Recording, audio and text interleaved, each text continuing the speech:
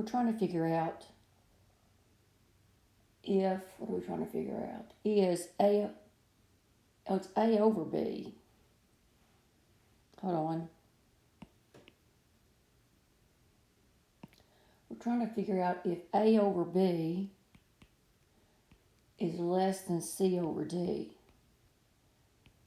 And we know that everything is positive because, you know, if you multiply or divide an inequality by a negative sign, you have to flip the symbol. We don't have to worry about that because everything's positive. So from this piece here, I can cross multiply and say A times D is less than B times C. So we're cross multiplying this way and this way. All right, so that's just another way to look at it. So let's look at clue 1. Clue 1, I turned it around and said C minus A over D minus B is greater than 0. That's no help. Only thing that tells me is that either the numerator and denominator are both positive or the numerator and denominator are both negative.